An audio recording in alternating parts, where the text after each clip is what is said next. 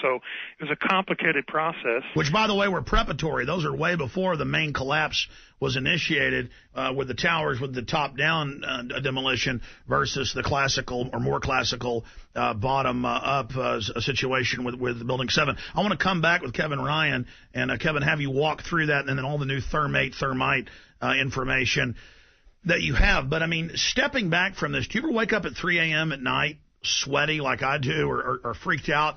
You know, consciously we know it's an inside job. The evidence shows that. But to like come to grips kind of like, you know, when you're not conscious and awake and psychologically dealing with it, when it kind of floods in of, oh, my God, people run the government that really killed 3,000 people. And I mean, these are wild men to pull off something of this daring in front of everyone. I mean, these people, what else are they capable of? Yeah, that's a good question, but I like to think that we're still in the majority, Alex. And the American people and the people of the world who are genuinely honest and interested in survival still have a chance, in my opinion, so we need to get the word out.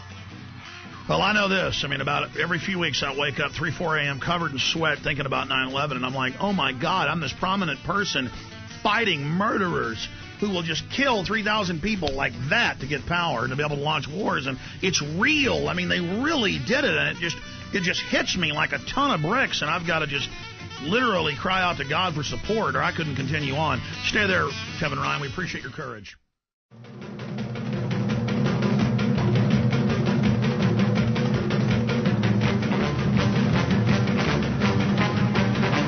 All right, folks, we are here back live with Kevin Ryan. Phone calls on 9/11 Truth, government-sponsored terror, you name it, coming up in the next segment at 1-800-259-9231. I see Betty, Don, and many others that want to speak to our guest, Kevin Ryan, formerly with Underwriting Laboratories, an engineer who found out about all this stuff. And look, I mean, you can't, dealing with reality, you can't just say, well, it's too scary to know it's an inside job. I'm just going to say it's not true. I mean, that is a lot to deal with, and I've had to deal with it. You know, I had to tell you about the attacks before they happened, so the feds are going to go after the World Trade Center. I could see them on TV preparing the public. I mean, it doesn't take a mathematician to understand this stuff, but here we are. So Kevin, continuing with your awakening the evidence, NIST is all over the map now. And then that really key research you've done on the thermate with Dr. Stephen Jones and others. Right. So Dr. Jones came on the scene in 2005 and was just a very strong scientific, credible scientific speaker in terms of what he was finding. And since then, Dr. Jones and myself and others have proven beyond question, I think, and others before us, that the towers and World Trade Center 7 were brought down with explosives. There's no question about that. The additional information was the development of the thermite or thermate theory from Dr. Jones, and that's because he was able to find residues and test them and show that they were chemically identical to the residues from thermite explosions. And by the way, separately, the government's own reports buried in the data was the sulfidation and other chemical interactions right. that he had separately found in his own research. So a lot of what you guys have done is seconded in the real government research, not just the official spin they put out. Absolutely. It's supported by official reports of various kinds. But then we started looking into what are called nanothermites, and these are more explosive versions of thermite that are built around components that are on the nano scale, so nano aluminum and sometimes also nano metallic powders, metallic oxides that are mixed with the nano aluminum. And there's one reason that these are very useful, in my view. They ignite at much lower temperatures. They are explosive, very much so.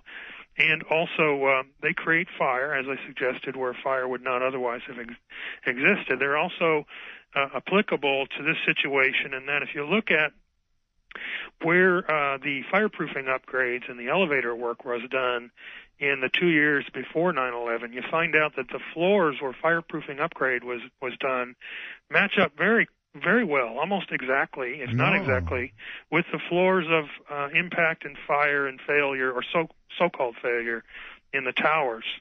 And so that shows massive forethought and just sickening premeditated nature. Really, and so that just, it becomes an easy pass almost when you look at that and you say, well, very strong part of the theory now is that nanothermites which are sprayable, can be coated. I mean, they're coatings. And the workers even think they're putting on new fireproofing. I think it's very possible that the idea is that they could be told that it's intumescent paint, which is a fireproofing type of paint, or other types of fireproofing materials, and even the Port Authority's consultant Burrow Happold, an engineering company from the British from the United Kingdom, suggested to them at the time when they're doing these upgradings that they use alternative materials. So they didn't explain what those alternative materials are. And it would sure help if it was a spook building with every major federal intelligence agency in it, and it magically was the government's command bunker. Yeah, World Trade Center 7 had some very interesting tenets, that's for sure. CIA, FBI, Defense Intelligence. Yeah, so we look more into these nanothermites, and I've been making them, actually. Been making them now. I made a couple of formulations that were published by Lawrence Livermore National Labs, and I've been examining a lot of the World Trade Center dust samples and looking in surprise, I guess, at how similar these materials look when you look at them under a microscope. And then NIST, and we're going to come back in a long segment, and I want you to break this down slowly, sir. It just so happens that NIST has been acting like they don't know what you're talking about, but they happen to have some nanothermite experts working there. Yeah, absolutely. And it's amazing who the president appointed to lead NIST during the investigation. We can talk about that when you're ready. Yeah. Well, since there's such explosive thermite experts with NASA, why don't we... have you had a chance to talk face-to-face with these nice people? Because I know you go to some of these events. I want to hear about this with Kevin Ryan, the engineer, who's bringing down the New World Order lie. Stay with us. This is so important, folks. Call your friends.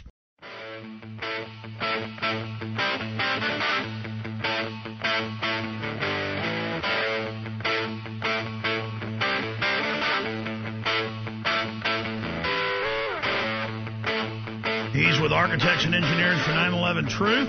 He works with Dr. Stephen Jones and others. There's several different organizations, but we'll put up some of the websites on screen if you want to learn more.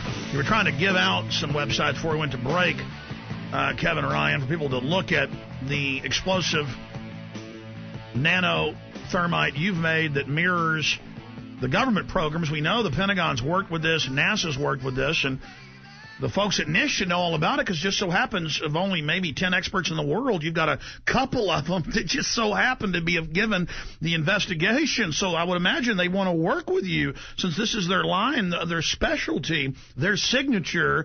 We know they want to help America capture the terrorist. So, Kevin, continue with the spheres themselves, and then, lo and behold, top experts in the world involved running the cover-up, investigation. Kevin Ryan, please continue, because we're really getting close now, aren't we? I think so. And if you go to the Journal of 9/11 Studies, I published a paper, one of my own papers was published there, called The Top 10 Connections Between NIST and Nanothermites. And it steps through the top 10 connections. Give that site out for folks. We're going to put it on screen. It's the Journal of 911studies.com, Journal of 911studies.com. All right, we've got it on screen. Please continue. And I think the paper is from July of this year, but it steps through an explanation of nanothermites, and it talks about how NIST was working with Lawrence Livermore National Laboratories as early as 1999. I believe earlier than that, but that documentation is important. But you can get all the references from this paper. You don't have to take my word for it. Step through it and see that NIST is very closely working on nanothermites. And they had people like Foreman Williams, who is their lead engineer on their advisory committee, and also is the biggest engineering expert for popular mechanics. and he is an expert on just these sorts of materials. So he's the Hearst publishing expert. Yeah, I suppose. That's Popular Mechanics is a Hearst publication. Same folks that said you supply the pictures also supply the war. Yeah, the yellow journalism. So, I mean, you know, we always joke and say, in the encyclopedia, next to the word dumbass, there's a picture of you. But, I mean, literally, in the encyclopedia, next to yellow journalism is a picture of them. Yeah. So, well, a lot of people still believe it, what they say, and that's just a matter of being able to close your mind enough to buy what you were already going to buy. Well, they're clearly operatives. Please continue. Well, you know, there's Science Applications International, which is a very large engineering consulting and other defense consulting company that was very heavily involved in the NIST investigation, and they're experts on this sort of material. He's the T-Rex of political talk. Alex Jones on the GCN Radio Network.